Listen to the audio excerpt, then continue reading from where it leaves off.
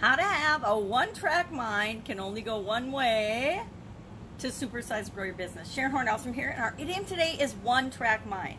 Now, most areas where there's train tracks, they have at least two sets of tracks. The trains can go in both directions. Okay, well, upside down. But there are areas, there's lots of parts of the country, there's lots of areas in our country, that's in the United States, and I'm sure in other countries as well, where there's only a single track, especially between long distances. There's just one track that runs there. That means the trains have to take turns if they want to go in different directions. Now, what does this have to do with a singular focus? Because really what having a one-track mind means you're always thinking about one thing. You're always on one subject, one topic, one focus. And I actually learned about this when I was a little girl. One of my sisters, my sister Carrie, who's a year younger than me, wanted a poke-out book. I don't know if you know or remember what paper dolls were, but a paper doll's poke-out book was where you'd poke out the little doll and then you'd poke out all the little outfits and accessories. I think they still have, my granddaughter's got a magnetic doll book where it's not a book, it's in a little case, and it's got little magnetic outfits, but that's the more advanced high-tech version of a poke-out book. My sister wanted this poke-out book, and she got fixated on it. She couldn't think about anything else. She couldn't do anything else all day long, every day, for like 2 months. Every single day, she talked about poke-out books. She looked at pictures of poke-out books. Every time a poke-out book came on television or any time we were anywhere that she would see a poke-out book, she would just be gravitating toward it and begging my parents. From the time she got up to the right before she said her night prayer and went to bed, she was always asking them every single day, relentlessly, for this poke-out book. Finally, after about 2 months of this, my dad shows up after work one day with a poke-out book for my sister Carrie. And that taught all of us girls a lesson, right? Not just my sister Carrie, but all of us, that if you want something and you focus on it with direct persistence and relentless pursuit, you will achieve it. You will get what you want. It doesn't mean your parents will give it to you, but if you have a singular focus to get anything that you want, you will make that happen. You will create that in your life. You will create that in your business. So how do you apply this focus to getting what you want? One thing I learned, one of the biggest lessons I learned as I transitioned from the brick and mortar world to the online world, is that online, it is even more important to have a focus, to be focused on one thing. What is the one thing that you serve people with? Me, I'm all about challenges. I help people overcome obstacles and challenges, and I'm always doing a challenge. Challenges are my singular focus online. Now, I can do a ton of other things online, right? I can do a ton of other things offline with respect to business. But in order to attract the people that I want to attract, I want to attract people that are willing to address their challenges, are willing to address and change something in their business in order to improve it and make it better. And that starts with a singular focus.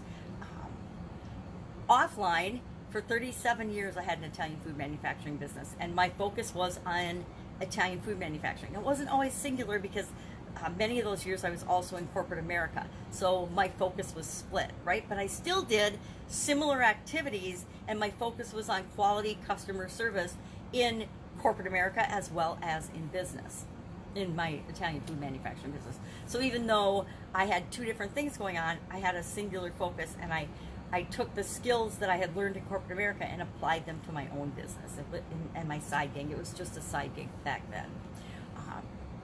So how do you do this? How do you, and what's the benefit of being on a one-track mind, having a one-track mind, a singular focus in your business? Number one, it attracts the people that you most want to work with to you and to your business. I don't know about you, but I have gone through periods in my life and in my career where I was working with my not ideal client, my people that weren't the perfect customers for me to be working with.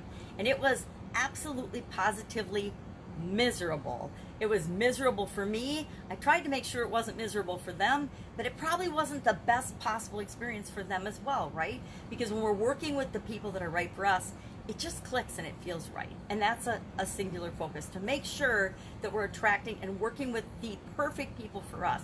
There's nothing worse than convincing somebody to buy your product or service and then realizing that it's not a great fit, because no matter what you do, no matter how much you try, you can't force some things, and that's one of those things that you can't force.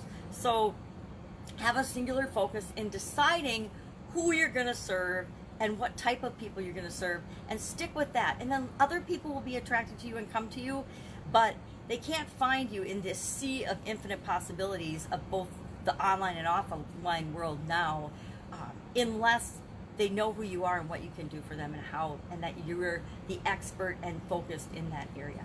The other areas in our business is to focus on our genius zone, what makes us unique and special and what we're really good at.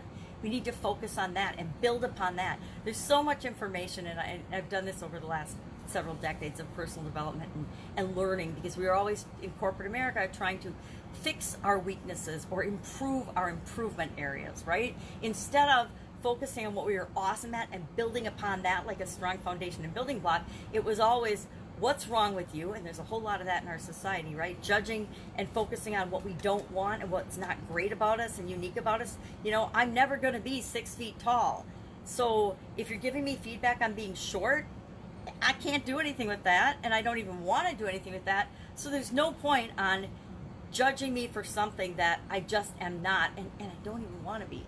I kind of like being short. There's advantages to whatever we are, and if we focus on those advantages, we have a much happier life, number one, and we get better results, number two, than if we focus on what we don't have, what we can't change, what's you know, it's like thinking that you can change the weather, being mad about the weather. It's raining today, I'm really grumpy, or dang it, it's snowing. What's the point? There's nothing we're gonna do unless you have a weather machine and then call me up, because that'd be awesome. I'd like sunshine every day and rain and fall weather only at night, but that's just me. So instead of focusing on things that we cannot change, and it just really doesn't matter. It doesn't matter what the weather's like today, because it's going to be different tomorrow, right? So focus on the things that we can control and we can change.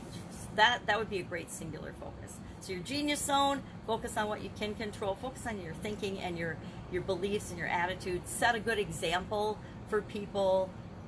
You know, personal development to me is a singular focus, because it's a lifelong activity that we can all participate in that just makes the world a better place. If we're always working on becoming a better person and experiencing this life as only we can experience it, that's a great singular focus that pretty much anybody can wrap their head around.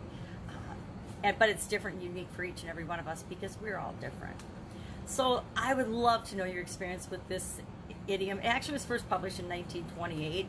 I'm not sure, I'm trying to think about history and trains and why that would have been when it was popular, but one-track mind was first described and used in that year, and since then people have been talking about and using the expression one-track mind. I know I've definitely told people they have a one-track mind. I definitely have been accused of having a one-track mind in certain areas and certain aspects of my life, and I don't look at it as a negative. You can look at anything as a negative or positive. It's entirely up to you.